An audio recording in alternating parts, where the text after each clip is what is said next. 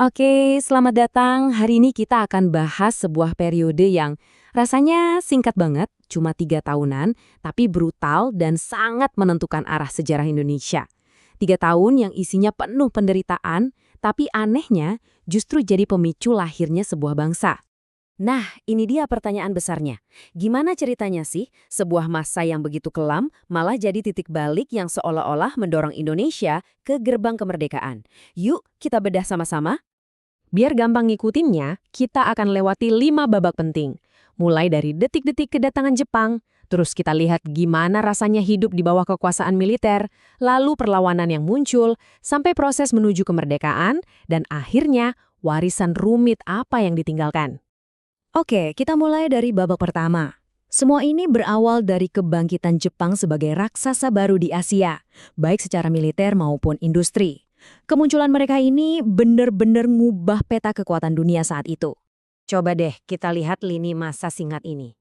Dimulai dari restorasi Meiji, Jepang tuh ngebut banget modernisasinya. Sampai puncaknya, boom, serangan ke Pearl Harbor, yang langsung menyeret Pasifik ke dalam Perang Dunia Kedua. Dan yang bikin semua kaget, cuma dalam hitungan bulan, Belanda menyerah tanpa syarat di Kalijati. Bayangin, 3,5 abad penjajahan runtuh dalam sekejap. Ini membuka babak baru yang gelap buat Indonesia. Terus gimana kondisi rakyat setelah Jepang mengambil alih? Mereka langsung menerapkan sistem kontrol militer yang super ketat. Ya gimana lagi? Mereka harus mengelola wilayah kepulauan yang luar biasa besar. Nah, ini salah satu strategi kunci mereka. Indonesia dipecah jadi 3 zona komando militer yang beda-beda. Jawa sama Madura dipegang Angkatan Darat ke-16, Sumatera dipegang Angkatan Darat ke-25, sementara Indonesia bagian timur dikontrol langsung sama Angkatan Laut. Tujuannya? Jelas, politik pecah belah, biar para tokoh nasionalis kita susah buat konsolidasi dan membangun perlawanan yang terkoordinasi di seluruh Nusantara. Tujuan mereka datang ke sini itu bukan buat menyejahterakan rakyat, tapi murni untuk eksploitasi. Semua sumber daya, baik alam maupun manusia, dialihkan total buat mendukung mesin perang Jepang di Pasifik. Ini eranya ekonomi perang yang benar-benar mencekik rakyat. Dan kalau kita ngomongin soal kebijakan paling kejam, ya ini dia, Romusha. Ini bukan sekedar kerja paksa biasa. Jutaan orang dipaksa kerja di proyek-proyek militer dalam kondisi yang gak manusiawi. Tanpa upah, makan seadanya, tanpa perawatan kesehatan. Ratusan ribu dari mereka tewas. Ini jadi salah satu tragedi kemanusiaan terbesar di era itu.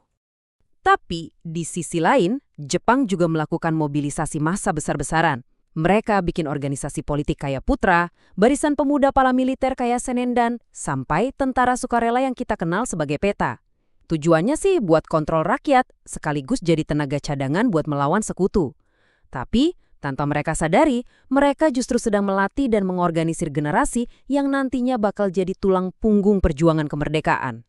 Tapi ya, di mana ada penindasan, di situ pasti ada perlawanan. Rakyat Indonesia jelas nggak tinggal diam. Di berbagai daerah, api pemberontakan mulai berkobar.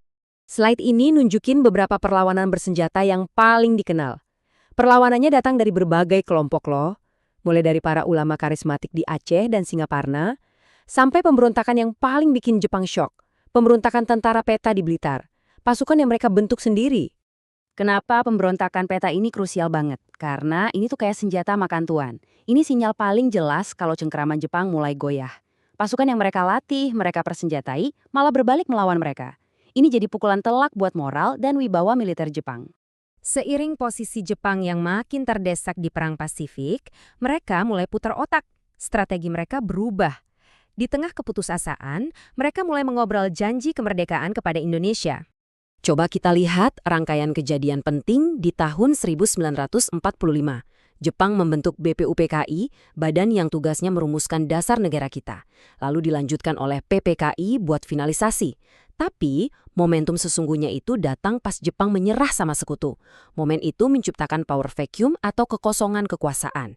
Sebuah jendela kesempatan yang langka, dan para pemimpin bangsa kita nggak menyia-nyiakan itu. Oke, sekarang kita sampai di bagian akhir buat merangkum semuanya. Jadi, apa sebetulnya warisan dari pendudukan 3 tahun ini? Jawabannya tuh kompleks banget, penuh kontradiksi antara penderitaan dan kedaulatan.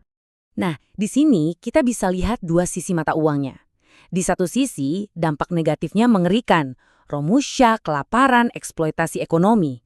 Tapi di sisi lain, secara nggak langsung, Ada dampak positifnya. Semangat nasionalisme justru makin berkobar. Para pemuda dapat pelatihan militer yang jadi cikal bakal TNI. Dan yang terpenting, lembaga-lembaga persiapan kemerdekaan akhirnya terbentuk. Jadi, inti dari semua ini adalah pendudukan Jepang itu sebuah katalisator yang tragis. Penderitaan yang ditimbulkannya nggak terkira. Tapi justru di tengah tragedi itulah, benih kemerdekaan tumbuh jauh lebih cepat dari yang mungkin kita bayangkan. Sejarah ini juga mengingatkan kita pada sebuah nilai universal yang selalu relevan, yang juga digemakan dalam banyak ajaran, termasuk dalam semangat Al-Quran, bahwa perjuangan melawan penindasan terhadap kaum yang lemah adalah sebuah keharusan. Dan sebagai penutup, saya mau tinggalkan sebuah pertanyaan buat Anda renungkan. Bisakah kebebasan sebuah bangsa benar-benar lahir dari penderitaannya yang paling dalam?